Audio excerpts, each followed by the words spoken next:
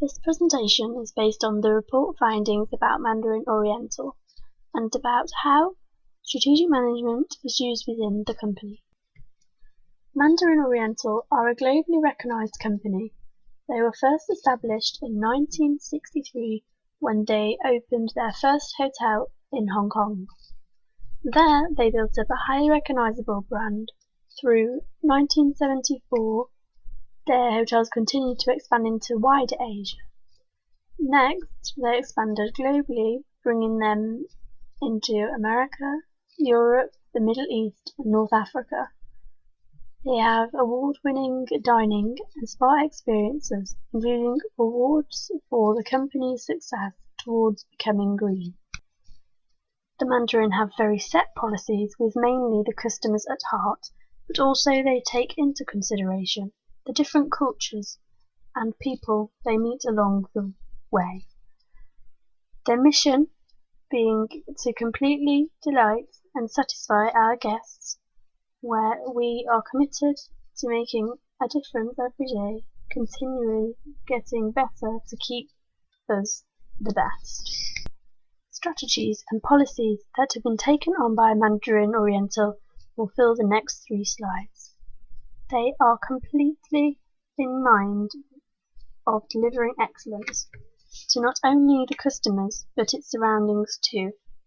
They do this by developing new and maintaining old relationships with the local communities they are part of, also the hotel and tourism sector, government and non-government organisations, with their stakeholders being guests, colleagues, shareholders and more. They use feedback from these individuals to evaluate and build on their business. Leading to the next point, that all staff of Mandarin are highly trained in making the best decisions whilst being environmentally friendly and socially responsible. Another strategy is to advance sustainability, which is trying to reach a long-term sustainability. This is carried out by continually reviewing the supply chain management and by ensuring that the companies which supply Mandarin Oriental, so whether this be its consumables or laundry, they fit in with the guiding principles and mission of the hotel. An example of this being ensuring those companies are environmentally friendly, or at least have the mission to become so. They ensure they report changes and success to the public and customers, showing them that Mandarin Oriental are going the extra mile in order to take grasp of that sustainability.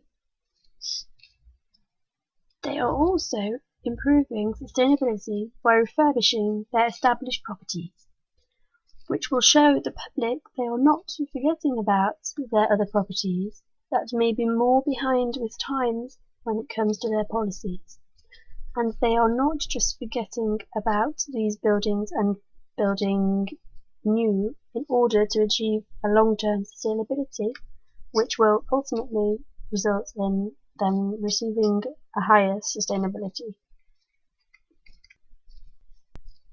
Another policy attained by Mandarin Oriental is championing community. Mandarin Oriental are involved with helping communities they grow into, and it is also part of their strategies.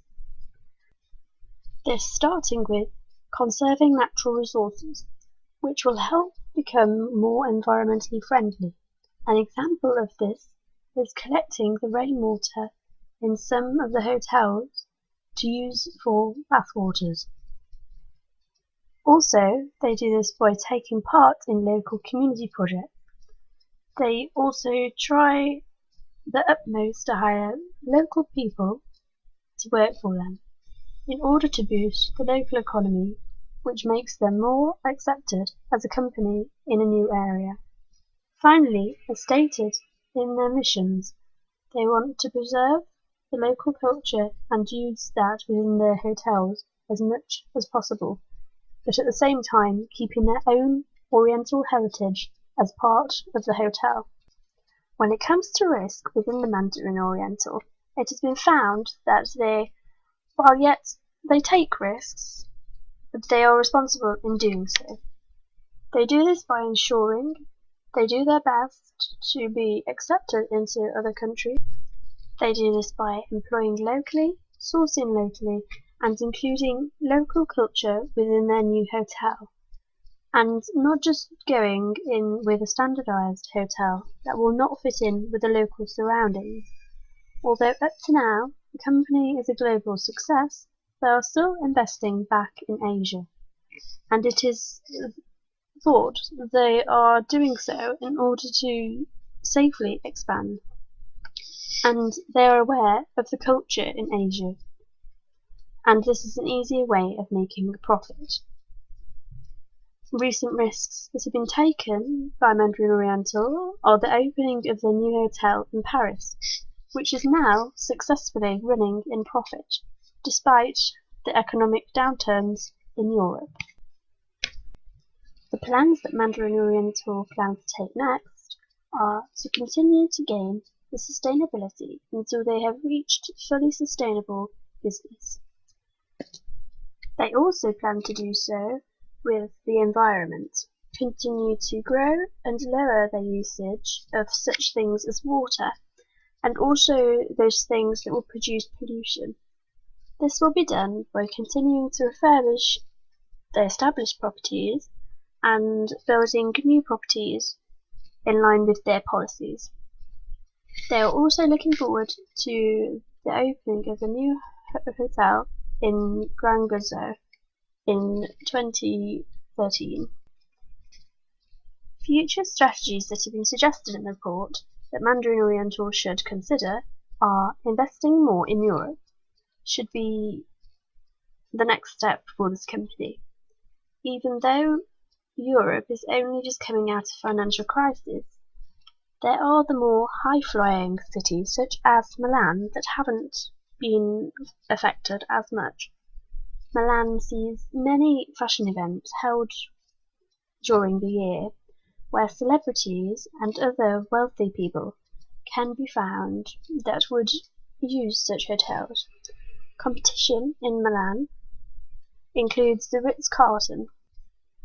Even though they are Mandarin's competition, and they are already in this country, this could prove to be good, as if they can be successful, then so should Mandarin. Also, Mandarin have a client base already, which follows them solely, so therefore should not see them moving away to competitors. Also, two of Mandarin's main competitors, Shangri-La Hotels and Orient Express, are not yet in Milan, so opening there would be beneficial. A further strategy that is suggested that would be creating a blog. This would allow customers themselves to write about their experiences with the company. By bringing a blog style word of mouth online, it will help enable people from all over the world to see, and word of mouth is one of the most valuable ways for marketing a business, as people trust other people's views rather than just looking on a website or something that has been written by the company itself, which can be seen as bias. Furthermore, by asking celebrities to comment on their experiences within the hotel and spa, this will encourage customers to read, as like they do with an interview in a magazine with celebrities, for example. It will give them more need to go there due to the influence by celebrities has on people to wanting the same thing as them.